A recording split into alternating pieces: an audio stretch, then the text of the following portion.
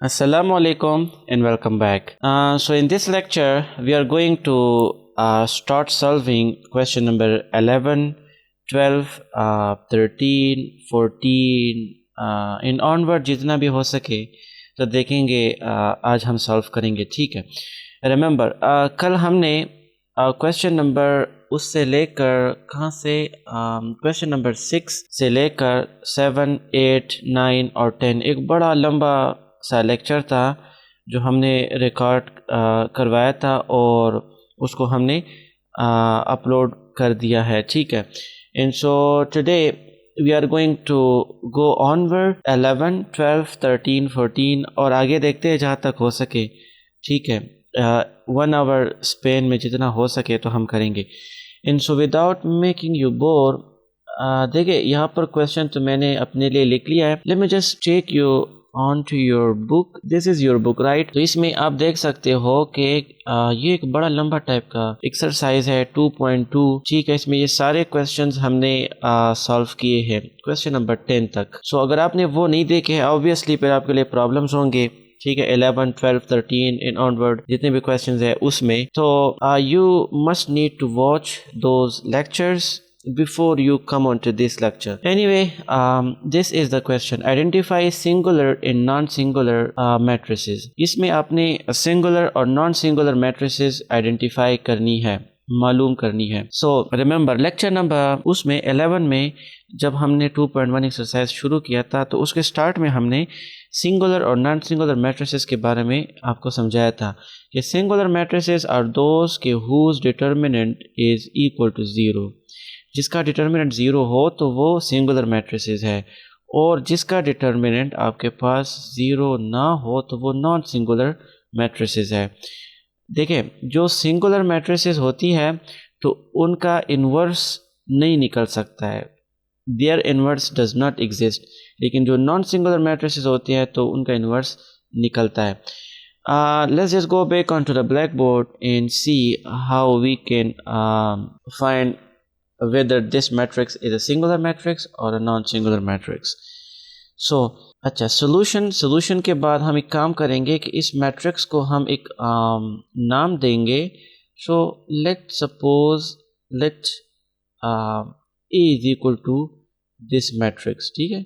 हमने इसको A का नाम दिया कि this matrix is A matrix 7, 1, 3, 6, 2, -2 and 5, 1, 1। अच्छा, अब हम एक काम करेंगे कि इसका हमने डिटर्मिनेंट फाइंड करना है। सो हम लिखेंगे A डिटर्मिनेंट, यहाँ पर लिखो this implies at A determinant equals to, ये कर्व्स ख़त्म करके आप इस तरह लिखते हो डिटर्मिनेंट, ठीक है। सो 7, 1, 3 और इसको बंद कर लो। अच्छा, 6, 2, -2, 5, 1, 1। ओके, सो यहाँ पर let A is equal to this matrix, अब हमने डिटर्मिनेंट लिया। तो अब हम इसको एक्सपेंड करते हैं और expand with respect to first row. तो हम यहाँ पर लिख लेंगे कि expand A with respect to R1, row 1 पे इसको एक्सपेंड कर लो। सो या expanding A with respect to R1। अच्छा, तो अब हम एक काम करेंगे कि A determinant is now equals to, तो पहले हम 7 लिखेंगे, ठीक है। एंड देन 7 के साथ जो है प्लस लगता है, यहाँ पर प्लस है, यहाँ पर माइनस है, यहाँ पर प्लस है। So minor of elements are 2, -2, 1, 1, ठीक है। अगर आप हमें फॉलो कर रहे हैं तो आपको पता है कि what I am doing. So 2 1s are 2 and then minus formula और एक माइनस ये है, so minus minus plus 2 1s are 2, ठीक है।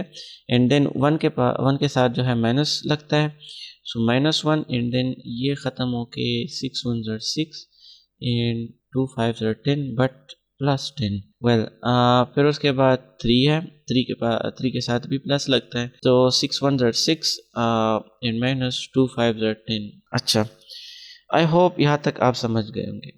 अच्छा, आगे चलते हैं। 7 2 + 2 is 4 and then -1 6 + 10 is 16 and then +3 10 - 6 is -4, right. एक और स्टेप करते हैं। 7 4s are 28 and then -16 and then -12। So minus 16 and minus 12 is 28, right? So this is plus 28 and minus 16 and minus 12 is minus 28. तो ये दोनों cancel होकर आपके पास 0 आता है, and 0 is equal to 0, right? So अब आप यहाँ पर लिख लो, क्या लिखो कि therefore यही काम कर लो, यहाँ पर लिख लो since a determinant is equal to 0, therefore matrix A is singular, या A is a singular matrix. Well, so this is it. हमने क्या किया, सिंपल, हमने डिटर्मिनेंट फाइंड किया, वो 0 के बराबर आया तो हमने लिखा कि A is a singular matrix. अब आगे चलते हैं. Well, so this is part number 2, right? हमने पार्ट नंबर 2 लिखा, फिर उसके बाद हम लिखेंगे सोल्यूशन के बाद इसको हम कहेंगे कि let A is equal to this matrix, ठीक है, और फिर उसके बाद हम लिखेंगे कि this implies that A determinant is equal to this matrix determinant 1 minus 1 1 3 minus 2 1 and then -2 -3 और 2, और फिर इसको हम एक्सपेंड कर लेंगे. सो यहाँ पर हम लिखेंगे कि expand bye R1. Row first पे हम इसको एक्सपेंड करते हैं, and so now A determinant is equal to 1 into 2 2s are 4, so -4 and then minus is plus 3 1s are 3, right? And then अब -1 की बारी है. सो माइनस यहाँ पर फार्मूला के अंदर और एक माइनस ये, चलो मैं स्टेप वाइज कर लूँ, ठीक है. एंड देन ये चला गया, so 3 2s are 6 and then -2 1s are 2, plus 2 आएगा, ठीक है, क्योंकि एक माइनस फार्मूला के अंदर भी है. वेल, अब 1 की बारी है. सो 3 3s are 9 -9 और माइनस और एक और माइनस यहाँ पर फार्मूला के अंदर, सो माइनस आता है, 2 2s are 4. And now this is equals to, यहाँ आपके पास 1 into -1 आएगा, यहाँ आपके पास +1 into 6 + 2 is 8, यहाँ आपके पास +1 -9 -4 is -13, ठीक है. And then this is equals to -1 + 8 और -13, and the answer is so this is 8 - 14, right? and so आपके पास आंसर -6 आता है, which is not equal to 0. so हम लिखेंगे therefore A is a non-singular matrix,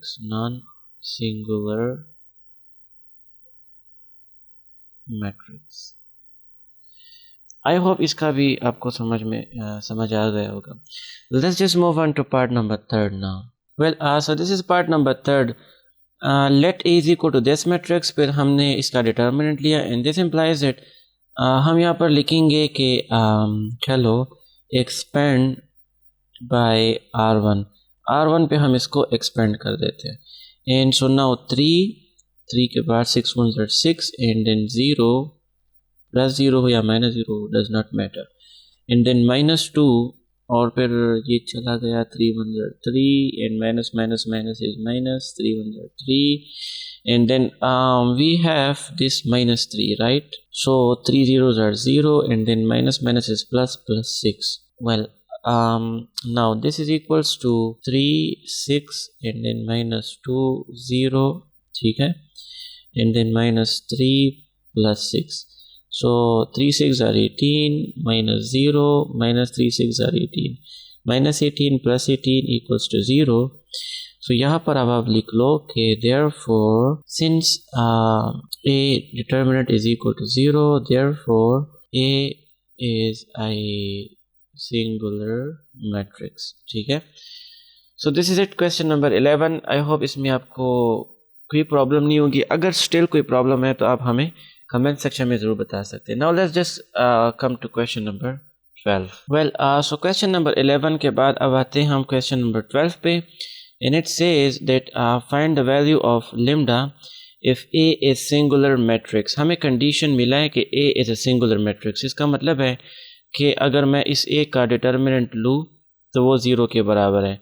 so let's just do it. इसका हम determinant लेंगे, उसको 0 के बराबर लाएंगे, एंड देन लेमडा की वैल्यू फिर हम उस इक्वेशन से फाइंड कर लेंगे, ठीक है। Let's just go back on to the black board and observe how we can do it. अच्छा, यहाँ पर अब आप देख सकते हो, let me just check everything is correct. So ये मैंने यहाँ पर लिख लिया है, ठीक है। एंड देन यहाँ पर अब हम कहेंगे कि if A is a singular matrix, ये हमें कंडीशन मिला है कि A is a singular matrix. तो हमने लिखा कि if A is a singular matrix then the condition is कि इसका डिटर्मिनेंट आपके पास 0 के बराबर होगा। Now let's just find the determinant. So यहाँ पर माइनस लेमडा 1 0 1 माइनस लेमडा 1 0 ये 1 और माइनस लेमडा इक्वल्स टू 0, ठीक है। ए का डिटर्मिनेंट मैंने यहाँ पर नीचे लिखा। अब हम यहाँ पर लिखेंगे एक्सपेंड बाय, इसको हम R1 से एक्सपेंड कर लेंगे। C1 से भी कर सकते हैं, लेकिन बोथ आर द सेम, तो R1 से हम ज़्यादा फेमिलियर है। यहाँ पर हम लिखेंगे now equals to minus lambda, right, और इन दोनों को अगर हम मल्टीप्लाई कर ले, देखिए माइनस लेमडा अगर ये हम निकाल ले इसी तरह, तो आपके पास these are the minor elements. तो minus lambda multiply by minus lambda is plus lambda square, right, and then minus formula के अंदर 1 1 ज़र 1, ठीक है। एंड देन 1 के साथ माइनस 1 माइनस लगता है। एंड देन अगर आपके पास ये कॉलम और ये रो निकल गया तो रह जाता है ये और ये, ठीक है। So minus lambda multiply by 1 is minus lambda, and then 0 multiply by 1 is minus 0 लिख लो, खैर है। एंड देन 0 के लिए तो कोई करता नहीं है, तो आप प्लस 0 लिख के इसको 0 के बराबर कर दो, ठीक है। And now this is equals to let me just try if we can do something. So minus lambda के साथ मल्टीप्लाई होके minus lambda cube, and then this minus lambda when this minus 1 is plus lambda, and then minus 1 multiply by this minus lambda is plus lambda, right, and then minus 0 plus 0 does not matter equals to 0। ये आपके पास आ गया। एक और step हम यहाँ पर कर सकते हैं कि minus lambda cube plus lambda is 2 lambda which is equals to 0। अच्छा, आगे हम यहाँ पर इसको कर सकते हैं, ठीक है। Let me just make a space available। Okay, यहाँ से अगर आप देखिए तो लेमडा हम कॉमन निकाल सकते हैं, ठीक है। यहाँ से अगर हम लेमडा कॉमन निकालें तो आपके पास क्या बचता है, लेकिन लेमडा के बजाय अगर हम माइनस लेमडा निकालें तो यहाँ पर लेमडा स्क्वायर माइनस 2 एक इक्वेशन बन सकता है। सो यहाँ से हम माइनस लेमडा कॉमन लेंगे, ठीक है। तो माइनस लेमडा अगर हम कॉमन ले तो आपके पास यहाँ पर प्लस लेमडा स्क्वायर बनेगा, एक लेमडा निकल गया, एंड देन ये प्लस जो है माइनस बनेगा, और ये लेमडा निकल के आपके पास 2 बच जाता है which is equals to 0। Now either this lambda is equal to 0 और this lambda square minus 2 is equal to 0। So हम लिखेंगे माइनस लेमडा इक्वल्स टू 0 और either this lambda square minus 2 equals to 0। यहाँ से तो आपके पास माइनस को अगर आप 0 पे डिवाइड कर लो, मल्टीप्लाई कर लो, कुछ भी कर लो, 0 के साथ आप कुछ भी कर लो, ये 0 ही रहता है। सो लेमडा इक्वल्स टू 0, यहाँ पर लेमडा की वैल्यू आपके पास 0 आ गई। लेकिन यहाँ पर this is a square minus b square formula, not exactly in the standard form, लेकिन हम वो बना सकते हैं। और अगर आपने यूनिट नंबर फर्स्ट वॉच किया है तो आपको पता होगा कि हम -2 को किस तरह स्क्वायर करते हैं। तो वो हम कुछ यूं करते हैं कि अगर हम लिखे लेमडा स्क्वायर -2 का अगर हम अंडर रूट ले और फिर स्क्वायर ले तो ये स्क्वायर बन सकता है। ये स्क्वायर अब लेमडा के उसके साथ अंडर रूट के साथ कैंसिल होके तो 12 आ जाता है। So this is how you make numbers which are not in the perfect square form in the square form equals to 0। so a square minus b square formula। now अब हम क्या करेंगे कि a plus b और a minus b के form में इसको लिखेंगे, ठीक है। सो नाउ यहाँ पर लेमडा इक्वल्स टू 0 और So this implies that now lambda equals to 0 और lambda plus under root equals to 0। अब यहाँ पर या तो ये 0 के बराबर है या ये 0 के बराबर है, और lambda minus under the root 2 equals to 0। So lambda equals to 0 और यहाँ पर lambda under root 2 जब उस तरफ जाता है तो ये minus under the root 2 बनता है, और minus under the root 2 जब उस तरफ जाता है तो plus under the root 2 निकलता है। इसका मतलब है कि lambda की वैल्यू आपके पास क्या आ गई, या तो 0 है, या आपके पास minus under the root 2 है, या आपके पास plus under the root 2 है। and so this is the answer। I hope इसमें आपको कोई प्रॉब्लम नहीं होगी। बड़ा मैंने इसको स्टेप वाइज सॉल्व किया बड़ा आसान तरीके से, सो आई होप इसमें कोई प्रॉब्लम नहीं होगा आपको। Let's just move on to part number 13 now. So question number 12 भी हमने कवर कर लिया। Now is the turn for question number 13, solve for x। हमने x के लिए इसको सॉल्व करना है। And so the very first part is x 2 3 0 -1 1 0 4 5 equals to 9। ये डिटर्मिनेंट जब हम एक्सपेंड करेंगे तो उसको 9 के बराबर कर लेंगे, एंड देन x की वैल्यू वहाँ से हम फाइंड कर लेंगे। Let's just go back on to the black board and see how we can do it. Okay, यहाँ पर हमने क्वेश्चन लिख लिया है, ठीक है। सो हम यहाँ पर लिखेंगे सोल्यूशन, सोल्यूशन के बाद क्वेश्चन रिपीट कर लेंगे, एंड देन यहाँ पर फिर लिखेंगे कि एक्सपेंड बाय देखिए R1 पे नहीं करते क्योंकि यहाँ पे भी 2 है, यहाँ पे भी नॉन जीरो एलिमेंट है। C1 पे इसको एक्सपेंड करते हैं। C1 पे सिर्फ x एक्सपेंड होगा, बाकी दो एलिमेंट 0 है, तो C1 पे इसको एक्सपेंड करते हैं, ठीक है। सो हम लिखेंगे x के लिए माइनर ऑफ एलिमेंट्स इज -1 और 5, सो 5 1s are -5 and then 4 1s are 4 -4, right? and then बेशक आप 0 + 0 लिख लो इन दोनों के लिए, and equals to 9। so now x -9 equals to +9, so -9x equals to 9, and then x is equal to -9 divided by 9, ठीक है। या आपको अगर मैं कंफ्यूज ना करना चाहूँ तो 9 डिवाइडेड बाय -9, ठीक है। ये -9 यहाँ पर मल्टीप्लिकेशन में है, इस तरफ डिवीजन में आ जाता है। सो 9 1s are 9 और माइनस है ऊपर प्लस है, so minus plus is minus, so -1 is the answer for x। -1 is the answer for x। let's just come to question number part number 2। this is part number 1, part number 2, लेकिन मैं अगर यहाँ पर इसको कर सकता हूँ, so let me just write it part number 2, and the part number 2 is यहाँ पर -1 0 1 x square। आई होप आपके पास बुक मौजूद है, सो वहाँ से आप इसको देख सकते हैं। 2 3 and then we have this 4 equals to -6, ठीक है। सो यहाँ पर हम सोल्यूशन लिखेंगे, सोल्यूशन के बाद ये क्वेश्चन, एंड देन अब हम रो फर्स्ट पे ही इसको एक्सपेंड करते हैं, तो हम लिखेंगे एक्सपेंड बाय r नंबर 1, ठीक है। सो फर्स्ट एलिमेंट आपके पास -1 and then 4 1s are 4 and then -3x, right. and then we have this 0, so -0 लिख लो, फिर +1, so 3x square, right, and then 2 1s are 2 -2 equals to -6। now minus इसको चलो apply कर लेते हैं, so -4 हो जाता है, and then +3x and then +3x square and then -2 equals to -6। ये 0 मैंने ख़त्म कर लिया, ये 1 भी यहाँ पर अप्लाई कर लिया, ये 1 भी यहाँ पे अप्लाई कर लिया।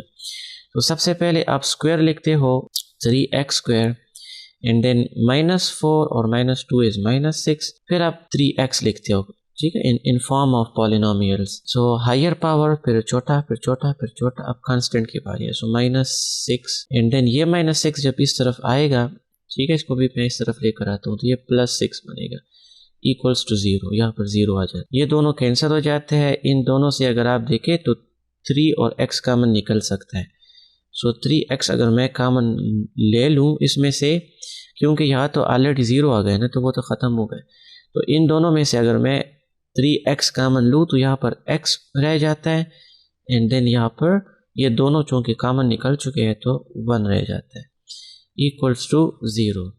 Now either this 3x is equal to 0 और this x plus 1 is equal to 0। So और x plus 1 equals to 0। So now this x is equal to 0 और this x is equal to, ये 1 जब इस तरफ आएगा तो -1 बनेगा। एंड आपके पास what happened, okay, so x is equal to 0 और x इज इक्वल टू -1। तो आपके पास सोल्यूशन सेट किस चीज़ के बराबर है? Solution set is equal to आपके पास 0 एंड -1, या यहाँ पर लिखो x इज इक्वल टू 0 और -1। So this is part number second. Well, let's just move on to part number third. Well, so this is part number third, right? यहाँ पर हम solution लिखेंगे, solution के बाद this question ये हम repeat कर लेंगे। Anyway, या तो हम इसको किसी एक कॉलम या किसी एक रो पे एक्सपेंड कर ले तो ये बड़ा लंबा हो जाना है। अगर आप इससे पहले वाले लेक्चर्स में प्रेजेंट थे तो वहाँ पर आपको पता होगा कि जो आपके पास क्वेश्चन नंबर 6 है तो वो सारा हमने ट्रिक्स के ऊपर किया है कि R1 में से R2 माइनस किया, R2 में से R3 माइनस किया और उसको फिर सिंप्लीफाई किया, 0 0 आपके पास रो में और कॉलम में आ गया और फिर हमने एक्सपेंड किया। तो यहाँ पर भी हम वही प्लान अप्लाई करने वाले हैं कि इसको हम सिंप्लीफाई करेंगे, ठीक है, और उसके बाद हम इसको एक्सपेंड करेंगे। तो यहाँ पर आप देख सकते हैं कॉमनैलिटी यहाँ पर 4 और 4 दोनों सेम है। तो यहाँ पर हम किसी एक रो को वो बना सकते हैं, 0 बना सकते हैं और यहाँ पर 2 और 2 भी कॉमन है तो इसको भी हम 0 बना सकते हैं। सो हम लिखेंगे यहाँ पर कि आपके पास अगर हम इस R2 को माइनस के साथ ज़रब दे और फिर R1 के साथ ऐड कर ले, लाइक हम यहाँ पर अगर लिखे कि R2 को आप माइनस से ज़रब दो एंड देन R1 के साथ ऐड कर लो, तो इसको आप माइनस से ज़रब दोगे तो ये बनेगा -2 -x -3 एंड -4 और R1 के साथ जब आप इसको ऐड करोगे तो यहाँ पर है x प्लस 2, यहाँ पर है 3 और यहाँ पर है 4। तो -2 + 2 x आ गया, -3 + 3 -x आ गया, 4 और 4 हमने इसके लिए ये किया सारा गेम। तो यहाँ पर आपके पास x -x और 0 आ गया, राइट। अब हम यहाँ पर अगर अगेन लिखे इसके लिए भी कि आप R3 को ज़रब दो माइनस से और फिर R2 के साथ ऐड कर लो, तो इसको अगर मैं माइनस से ज़रब दूँ तो ये बनेगा -2 -3 -x -4 और इस R2 के साथ अगर मैं इसको ऐड कर लूँ तो 2 और x + 3 और यहाँ पर +4, ये दोनों कैंसिल होके 0, ये यहाँ पर x और 4 और -4 तो -x। तो यहाँ पर हम क्या लिखेंगे 0 x और -x और बाकी ये 2 3 और x -4 यहाँ पर हम अपनी जगह लिख लेंगे 2 3 और x + 4, ठीक है। सो ये हमने स्टेप कर लिया यहाँ पे। वेल अब एक काम करते हैं कि इसको I think we are ready to expand, तो इसको हम अब एक्सपेंड करते हैं क्वेश्चन, ठीक है। इसको अब हम यहाँ पर लिखेंगे कि एक्सपेंड बाय R1 पे हम इसको अब नाउ एक्सपेंड करते हैं।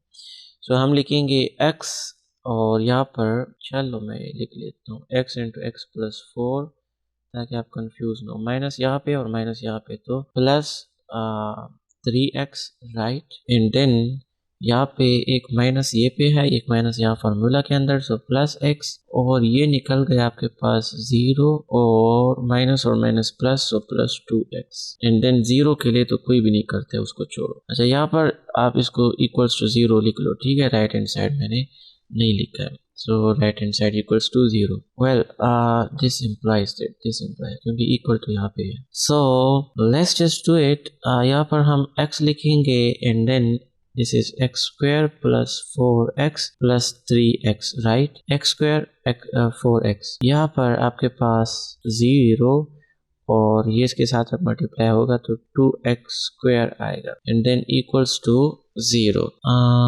ठीक है। अच्छा अब आगे चलते हैं, हम एक काम करेंगे x, this is 2x square and this is x square, so 3x square, and then 4x plus 3x is 7x equals to 0. यहाँ पे भी आप देख सकते हो कि आपके पास सो यहाँ पर आपके पास आ गया x into 3x square plus 7x equals to 0. So I hope यहाँ पर कुछ जगह है जो मैं यहाँ पर कर सकता हूँ, ठीक है. सो अब इसके बाद देखिए, एक x तो ये है, एक x यहाँ से भी कॉमन निकल सकता है, दोनों में x कॉमन है. सो एक x अगर हम यहाँ से कॉमन ले तो आपके पास रह जाता है 3x प्लस 7 इक्वल्स टू 0. सो यहाँ पर ये आपके पास हो गया x square and then we have this 3x plus 7 equals to 0. तो आप लिखो कि इधर x स्क्वायर इक्वल्स टू 0, ठीक है, या तो ये x स्क्वायर 0 के बराबर है या फिर ये 3x प्लस 7 0 के बराबर है. सो और 3x प्लस 7 इक्वल्स टू 0. सो यहाँ से आपके पास x की वैल्यू 0 आ गई, दोनों का अंडर रूट लो तो 0 का अंडर रूट 0 ही निकलता है. नाउ यहाँ से 3x अपनी जगह, 7 उस तरफ चला जाता है, सो -7 बनता है, and then x is equal to 3 यहाँ पर डिवीजन में आ जाता है, सो -7 डिवाइडेड बाई 3, और यहाँ से आपके पास x is equal to 0. So x की वैल्यू आपके पास क्या आ गई, या तो 0 है या आपके पास -7 डिवाइडेड बाई 3 है. So this is it. I hope इसकी भी आपको समझ आ गई होगी. अगर कोई क्वेश्चन है तो आप कमेंट सेक्शन में ज़रूर बता सकते हैं. Now let's just move on to question number 14 without wasting any time. So this is question number 14, right? आप अपनी बुक से देख सकते हैं. It says that show that if inverse of a square matrix exists then it is unique. कि अगर एक square matrix है और उसका इन्वर्स एग्जिस्ट करता है मीन कि वो सिंगुलर नहीं है, उसका डिटर्मिनेंट 0 के बराबर नहीं है, वो मैट्रिक्स सिंगुलर नहीं है, and if his inverse exist then it is unique, कि वो बिल्कुल अनोखा है, उसके कि मतलब एक ही उसका इन्वर्स बनेगा, एक मैट्रिक्स का एक ही इन्वर्स बनेगा, मल्टीपल्स नहीं होंगी. सो जिस तरह उसका डिटर्मिनेंट एक यूनिक होता है. सो उसके लिए हम ये करेंगे कि एक स्क्वायर मैट्रिक्स कंसिडर करेंगे कि let A be a square matrix, और उसके हम दो इन्वर्सेस कंसिडर करते हैं. लेट्स से कि B and C be the two inverses of A. इस A के दो इन्वर्सेस आपके पास B C हैं. लेट्स सपोज हमने कर लिया, कोई दो नहीं होते हैं, लेकिन अब हम ये प्रूफ करेंगे कि ये दोनों B और C जो है वो इक्वल है, एक जैसे हैं.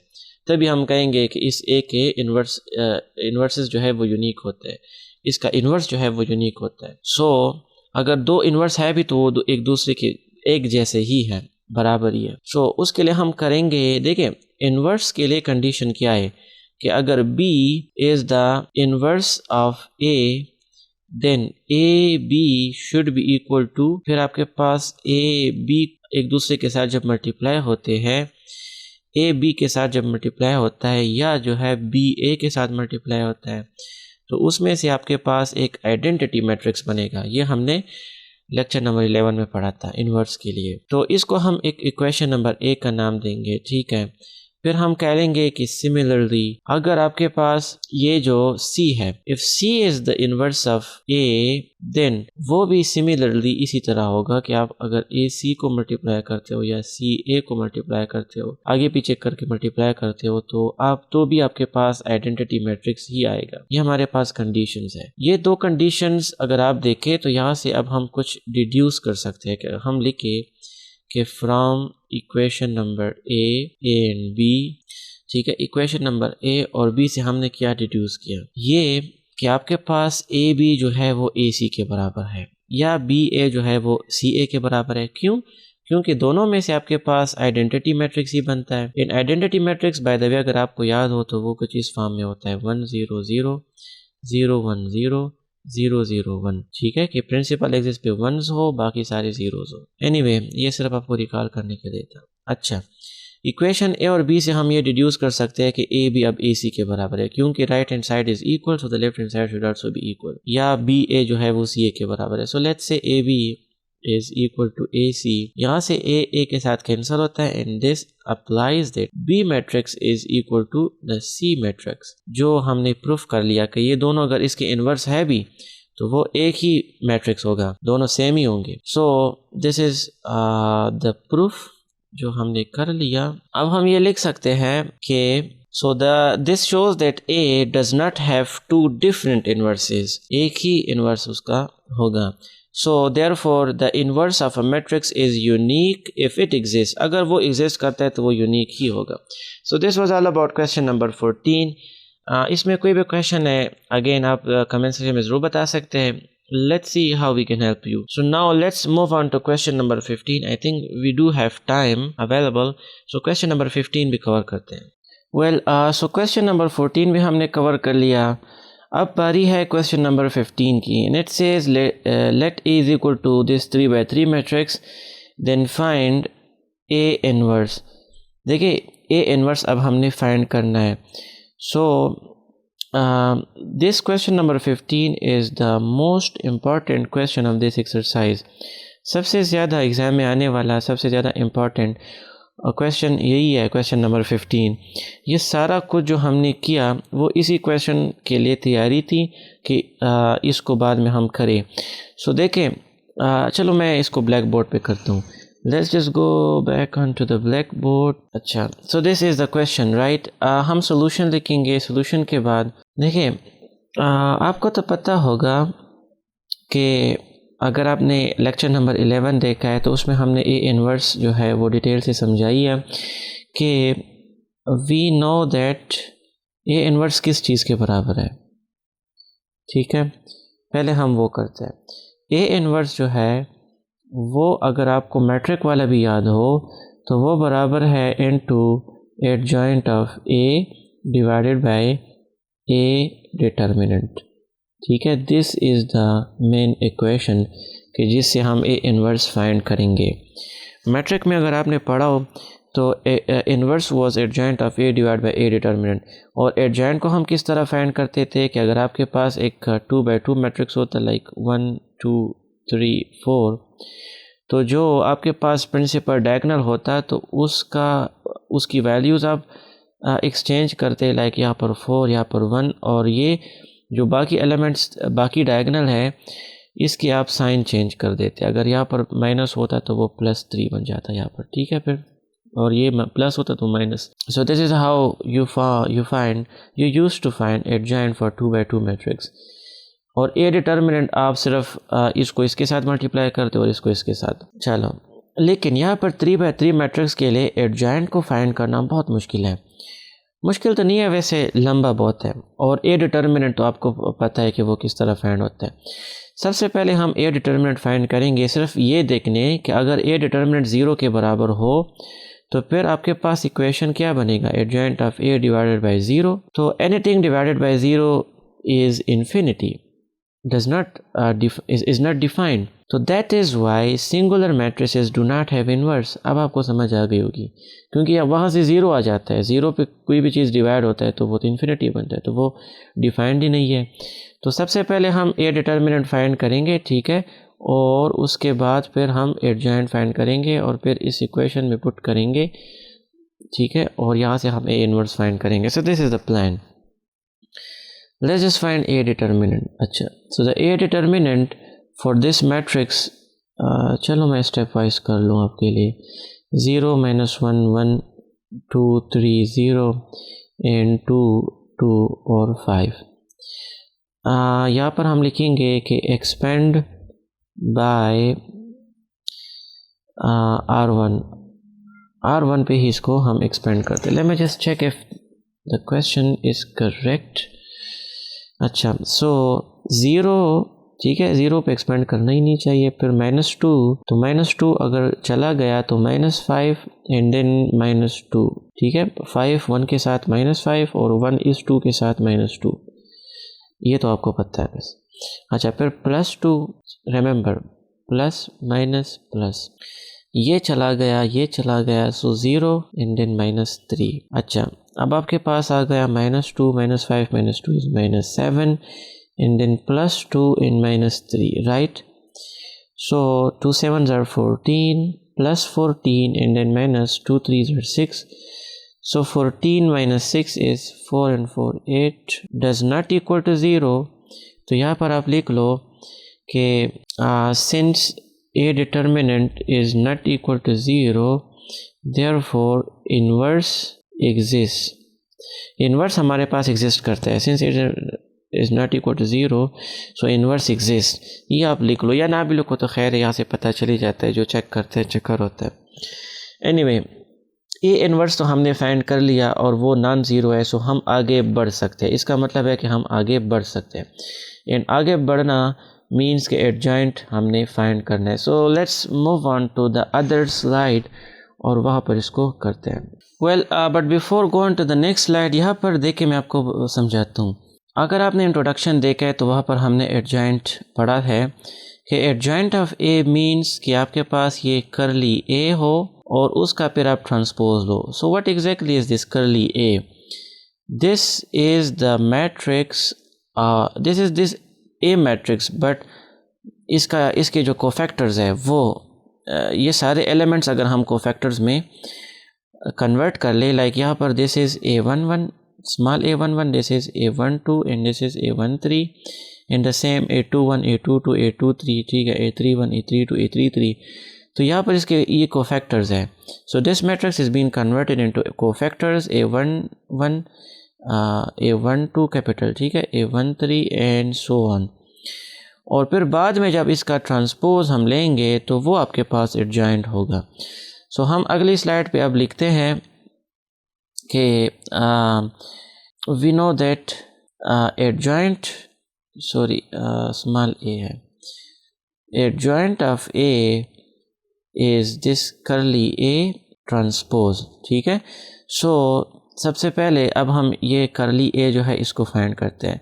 So this curly A is equal to आपके पास cofactors a11 a12 a13 a21 a22 a23 and a31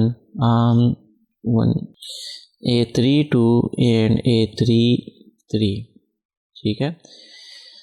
सो इसमें अब हमने पुटिंग करनी है, तो पुटिंग कहाँ से करें? जब हम a11 फाइंड कर चुके हो ना, a12 a13 a21 a22 a23 a31, ये सारे जब हम फाइंड कर लेंगे, यहाँ पर पुट कर लेंगे तो हमारे पास ये करली ए आ जाएगा और फिर जब हम उसका ट्रांसपोज लेंगे तो एडजॉइंट ऑफ ए आ जाएगा। So let me just tell you कि ये सबसे वो है सबसे मुश्किल स्टेप या सबसे लंबा स्टेप, मुश्किल तो नहीं है, सबसे लंबा स्टेप ही एडजॉइंट फाइंड करना होता है। सो a11 हम किस तरह फाइंड करेंगे? आपको तो पता है -1 to the power i plus j. सो i प्लस जे यहाँ पर 1 + 1 है and then minor of m11। सो माइनर ऑफ m11 क्या होगा? अगर मैं इसको 1 के लिए कर लूँ, ठीक है, इसी तरह तो ये एलिमेंट ये एलिमेंट ये एलिमेंट और ये these are the minor elements 3 2 0 and 5। Let me just do it now. -1 to the power 1 + 1 is 2 and then 3 5s are 15 and minus 0 2s are 0। so minus to the power square is +1, so +1 into 15, इसका मतलब है कि +15 आपके पास a11 आ गया। अब हम एक काम करेंगे, सिमिलरली लिख लो a12 के लिए करेंगे। सो -1 to the power i plus j, i is 1 and j is 2 and then m12 minor of 1 2। तो आपके पास ये निकल गया और ये निकल गया, ये एलिमेंट ये एलिमेंट ये एलिमेंट और ये एलिमेंट, -1 2 1 और 5, ठीक है। And this is equals to, अच्छा, -1 to the power 1 + 2 is 3 and then 5 1s are -5 and then -2 1s are 2 and so this is equal to अच्छा, minus to the power odd is minus, ठीक है। so -1 and then we have -5 -2 -7, so minus minus is plus, so +7 is a12, ठीक है। अच्छा, अब एक काम करता हूँ कि मैं इसको थोड़ा सा पॉज करता हूँ रिकॉर्डिंग और इसी तरीके पे हम ये सारे फाइंड करते हैं A13, A21, A22, A23, A31, A32, A33। ये सारे मैं यहाँ पर लिख लेता हूँ क्योंकि अगर एक सारे मैं आपके सामने फाइंड करूँ तो ये वीडियो बहुत लंबी हो जानी है। So let me just write it. So आप आंखें बंद कर लो। Well so this is it. A13 भी मैंने फाइंड कर लिया है, A21 भी, A22, A23, A31, A32, A33 ये सारे फाइंड हो गए। ठीक है, अभी काम करते हैं कि इसमें हम पुट करते हैं। तो यहाँ पर मेरे पास एक जगह मौजूद है, मेरे ख्याल में मैं यहाँ पर इसको लिख सकता हूँ। तो यहाँ पर मैं अब लिखूँगा नाउ आपके पास ये जो करली ए है this is now equals to A11 की जगह हम लिखेंगे 15, A12 की जगह 7, राइट, एंड देन A13 की जगह -3, एंड देन A21 की जगह -10, एंड देन 2 और -2 नहीं कुछ तो गड़बड़ हो गया, -2 -10 -2 +2 -2 +2 एंड देन -2 -2 2 -2 और 2। ये आपके पास आ गया करली ए ब्रैकेट वो matrix. Now this implies that अगर मैं इसका अब ट्रांसपोज लूँ तो वो आपके पास एडजॉइंट के बराबर है। सो इसका ट्रांसपोज या मैं अगर लिख लूँ कि this implies that adjoint of A is करली ए ट्रांसपोज। ठीक है, तो इसका अगर मैं ट्रांसपोज लूँ तो आपके पास ये 15, 7 नीचे और -3 भी नीचे, एंड देन -10 और -2 और +2 एंड देन -2 एंड +2। तो ये आपके पास अब आ गया एडजॉइंट ऑफ ए। ठीक है, ये आपके पास एडजॉइंट ऑफ ए आ गया। अभी काम करते हैं, अगली स्लाइड पे चलते हैं और वहाँ पर हम अब इन्वर्स भी फाइंड करते हैं। सो नाउ अब हम लिखेंगे put values into equation number statistics. जो इक्वेशन नंबर स्टैटिस्टिक्स हमने बनाया था, लेट मी जस्ट शो, यहाँ पे किधर है, ये हो गया। इसमें अब हम वैल्यूज़ पुट करते हैं क्योंकि एडजॉइंट ऑफ ए भी फाइंड हो गया और ए डिटर्मिनेंट भी फाइंड हो गया। सो लेट मी जस्ट सी, ए डिटर्मिनेंट आपके पास 8 के बराबर है। सो हम नीचे 8 लिखेंगे और ऊपर जो एडजॉइंट हमने अभी फाइंड कर लिया वो लिखेंगे। Let me just go back on to our original slide and यहाँ पर भी मैं आपको दिखा दूँ एडजॉइंट। ये मैट्रिक्स जो है मैं यहाँ से अब लेके जाने लगा हूँ कहाँ पे, इसको मैं लेकर जाता हूँ उस स्लाइड पे, अपने वाले स्लाइड पे। यहाँ पर मैं इसको पेस्ट कर देता हूँ, ठीक है, ताकि हमारे लिए विजिबल हो बस। सो दिस इज़ इट। अब हम यहाँ पर क्या करेंगे कि हम लिखेंगे कि क्या हो गया, अच्छा, put values into equation number statistics, उसमें हम वैल्यूज़ पुट कर लेंगे।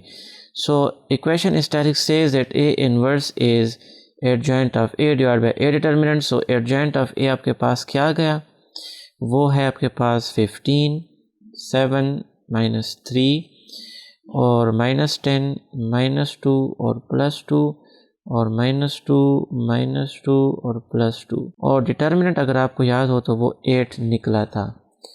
8 वॉज द डिटर्मिनेंट।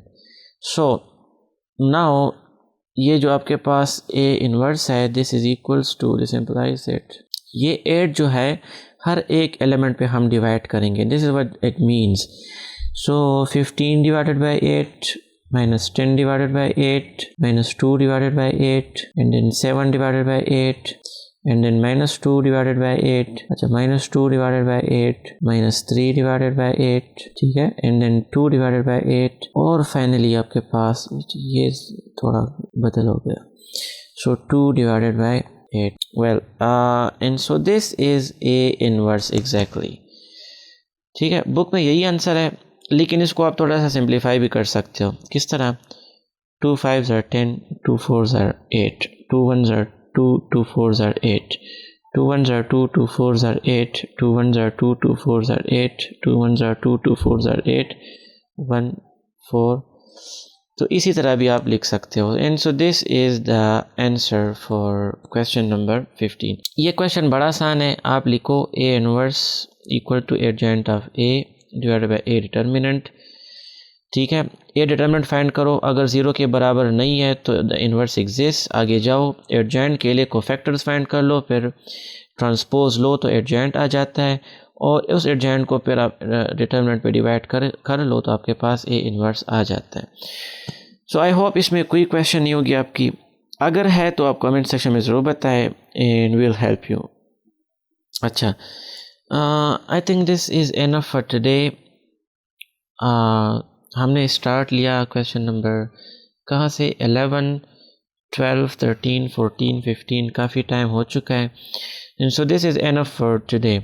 कल हम क्वेश्चन नंबर 16, 17, 18, 19 ये करेंगे। So see you soon in the next lecture. अपना बहुत सा ख्याल रखें। अल्लाह हाफिज़।